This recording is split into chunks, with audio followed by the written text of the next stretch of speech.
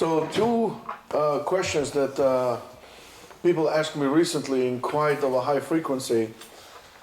So it's not going to be a long thing, but we're going to deal with it. First question was, what is the most important quality that I need to look when I'm coming to a shidduch, both for a boy and a girl?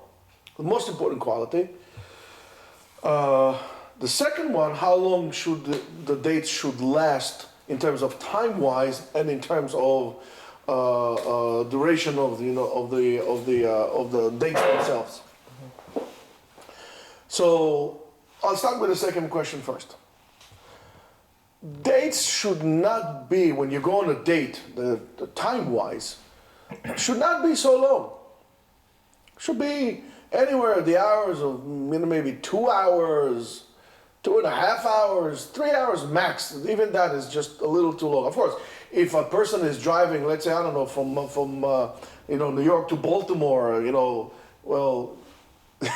to drive so long, the 3 hours I think will be okay. However, if it's local, 2 hours is a very good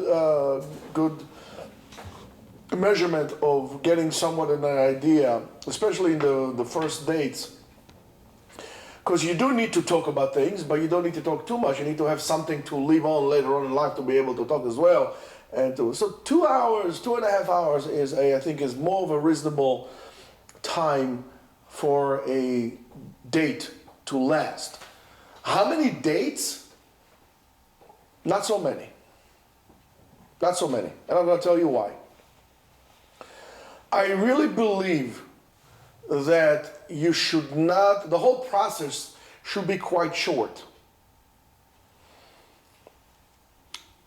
And what do I mean by short? I think that a person should be able to go at 4 dates, 5 dates and make a decision, yes, yes, no, no.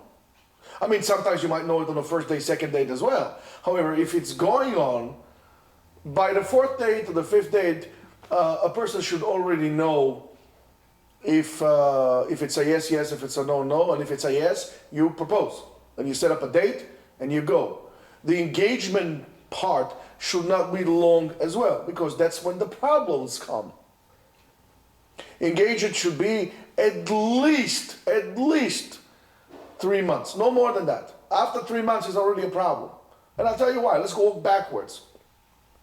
It should be a month for sending the invitations, because you need a month before for people to send the invitations. So before that, you look for all the necessary things, and then the other month you get along. So 3 months, you set up after your 5th date, or 4th date, you decided that this is it.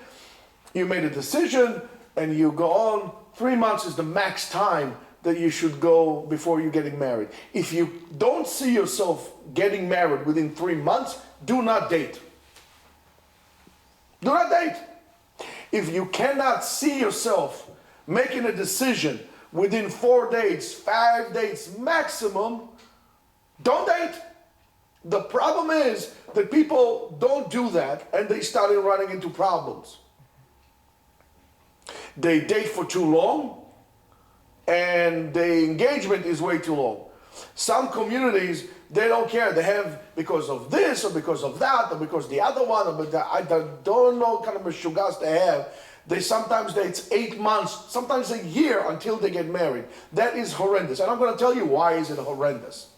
It is horrendous because most people that date for so long would have a difficult time being shomer negiah. And that is an absolutely forbidden thing. There's no excuse for that. If you don't have, for whatever reason, an ability to get married within this time, don't get married. Just wait until you're ready and then get married. If you cannot make a decision, don't continue dating. See, why can't you make a decision? And it's a very simple answer. Yes or no? No maybe. There's no maybe. There's no 80%. There's a yes or a no. And then you go on. So how do you really know? And then we'll give us the first question. What is the most important quality that you should look in a spouse, in a man or a wife that you're going to marry? First of all, you need to have midot. Does the person have good midot? is she or he a Baal Chesed? Are they a good midot? And the number one priority is, are they committed to Torah? And I mean committed to Torah. A girl should strive to marry a person who is a Ben Torah. That's it. And for her own sake, for her own benefit. כל הנותנת ביתו לפני עם הארץ, כאילו כופתה לפני הערים. If you give your daughter to an ignorant person, it's like you tie her up and serve her to a lion. In a girl, you should look for a girl who has midot and is committed to life of Torah. In a guy, you need to look for the same thing. That is the foundation of success in marriage. If you don't have that, you're running into problems. And that's the bottom line. These are the basic things. If you can't commit yourself to that, I think you're going to have problems dating, I think you're going to have problems marrying, and I think you're going to have problems in your married life. All the other stuff is batelu mevutal for that. Can he afford it? Can we not afford it? How much money he has? How are we going to make parnasa? And HaKadosh Baruch Hu will make parnasa. You need to do your hishtadlut. You can get a job or whatever it is. She can get a job and you make do. But the most important thing is, if there's no Torah in your home, there's never going to be a home. And that's the bottom line. If you're looking for anything else, embrace for impact. That's all I can tell you. Have a good day.